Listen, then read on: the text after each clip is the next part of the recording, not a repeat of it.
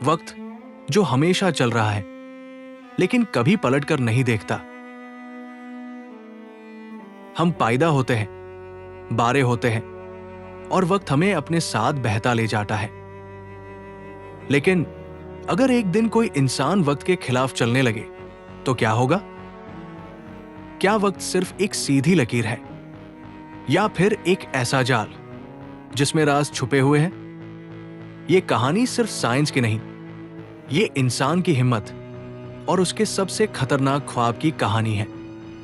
सदियों से इंसान एक ही सवाल पूछता आया है, क्या हम गुजरा हुआ वक्त वापस ला सकते हैं? क्या हम अपनी गलतियों को मिटा सकते हैं या अपनी किस्मत को नया रुख दे सकते हैं? हर इंसान के दिल में एक ख्वाहिश होती है, काश मैं वक्त में पीछे जा सकता।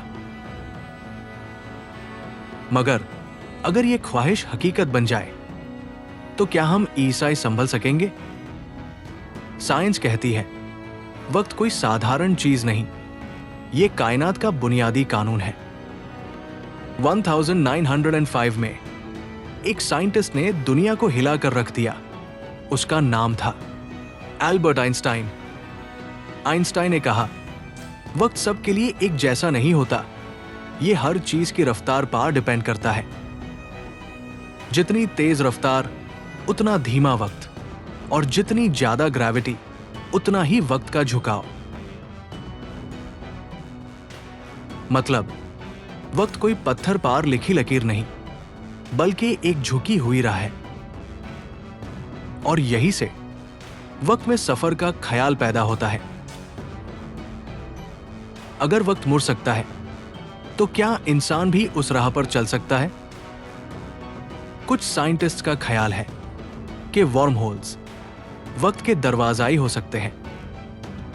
ये दरवाजाई दो मुख्तलिफ लम्हों को आपस में जोड़ देते हैं। लेकिन हर दरवाजा जन्नत की तरफ नहीं खुलता, कुछ दरवाजाई तबाही की तरफ भी ले जाते हैं। इस कहानी का मर्कजी किरदार एक आम इंसान है, लेकिन उसका ख्वाब आम नहीं।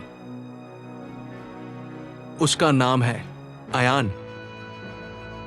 अयान कोई साइंटिस्ट नहीं, ना ही कोई अमीर बिजनेसमैन, बल्कि एक सिंपल टीचर है। मगर उसके दिल में एक जख्म है जो वक्त के साथ गहरा होता चला गया। 3 साल पहले उसने अपनी बहन को एक हादसे में खो दिया, और उस दिन से अयान के लिए वक्त सिर्फ आगे नहीं बढ़ता, बल्कि हर रोज उसे उसी लम्हे में ले जाता है। वो हर रात एक ही सवाल पूछता है, काश मैं वक्त को पलट सकता, काश मैं उस एक लम्हे को बादल सकता। और इसी तलाश ने उसको एक राज तक पहुंचा दिया। एक पुरानी किताब जो आम लोगों के लिए सिर्फ कहानी थी, मगर अयान के लिए उम्मीद बन गई। इस किताब में लिखा था कि वक्त सिर्फ आगे नहीं बढ़ता, कभी कभी वो दरवाजे भी खोलता है। दरवाजे जो सिर्फ अन लॉग ऑन के लिए खुलते हैं, जो अपनी सबसे बारीक कुर्बानी दीन को तैयार हो। अयान समझ गया कि यह सफर सिर्फ वक्त का नहीं, अपनी रूह का भी इम्तिहान है। किताब में एक और बात लिखी थी जो अयान को दारा रही थी, जो वक्त को छेड़ेगा, वक्त उसे छोड़ेगा नहीं। हर तब्दीली अपना कीमत मांगती है, लेकिन जब दर्द हद से बाहर जाए तो इंसान कीमत पूछना भूल जाता है। अयान ने फैसला कर लिया, चाहे जो हो, वो वक्त का दरवाजा तलाश करेगा। उसको यह नहीं पता था कि यह सफर उसे सिर्फ पास्ट में नहीं, बल्कि खुद अपने अंदर भी ले जाएगा। और यही से वक्त की असली कहानी शुरू होती है। अयान ने अपनी जिंदगी का हर लम्हा अब सिर्फ एक ही मकसद के लिए वाक़िफ कर दिया, वक्त का दरवाजा। वो दिन भर स्कूल में पढ़ता और रात भर उस पुरानी किताब के राज समझने की कोशिश करता। किताब के नक्श आम नजर से सिर्फ लकीरें लगती थीं, लेकिन अयान उनमें दरवाजे देख रहा था। उसको आहिस्ता आहिस्ता समझ आने लगा कि दरवाजा किसी और जगह नहीं, बल्कि इसी दुनिया में छुपा है। किताब के मुताबिक ये दरवाजा हर वक्त खुला नहीं होता, सिर्फ कुछ खास लम्हों में, और उन लम्हों का ताल्लुक इंसानी दर्द और कुर्बानी से होता है। अयान को एक मकाम का पता चला, शहर के पुराने हिस्से में, जहां वक्त अजीब सा महसूस होता था।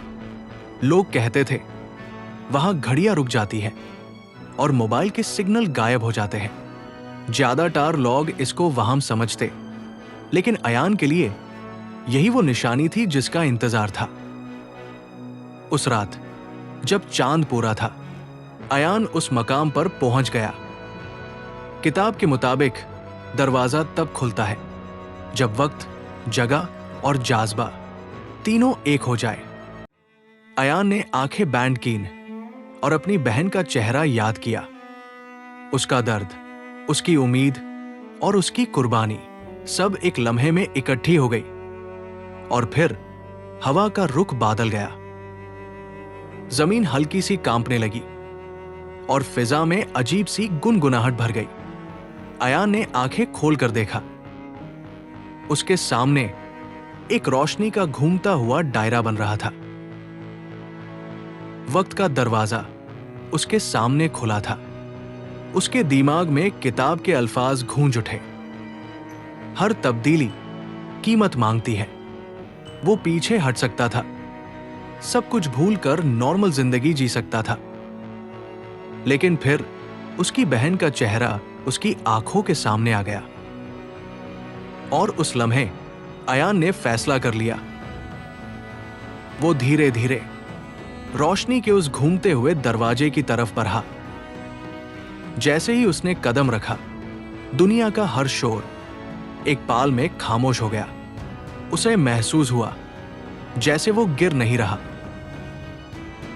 बल्कि किसी और राह पर बह रहा हो। रोशनी, अंधेरा, यादें सब एक दूसरे में घुल गए। और फिर अचानक सब कुछ रुक गया।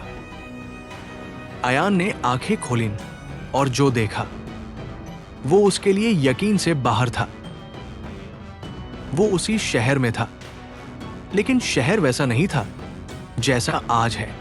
सड़कों पर पुरानी गाड़ियां, दुकानें नई, और हवा में गुजरे हुए वक्त की खुशबू। अयान समझ गया वो पीछे आ चुका है, उस दिन से पहले जिस दिन सब कुछ बादल गया था। मगर उसे एक बात तुरंत महसूस हुई, वक्त यहां जिंदा था। हर चीज, हर शख्स जैसे किसी नजर न आने वाले निजाम के तहत चल रहा था। और अयान को महसूस हुआ कि वो यहां मेहमान है, और मेहमान गलती बर्दाश्त नहीं की जाती। किताब की वार्निंग उसके कान में गूंज उठी।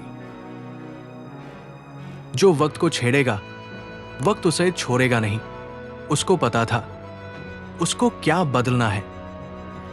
वो दिन, वो घंटा जब उसकी बहन घर से निकली और वापस कभी नहीं आई। अयान ने दिल मजबूत किया और उस रास्ते की तरफ चल पड़ा जहां किस्मत उसका इंतजार कर रही थी। उसे नहीं पता था कि उसका ये कदम सिर्फ एक जिंदगी नहीं, पूरी हकीकत को बदलने वाला है।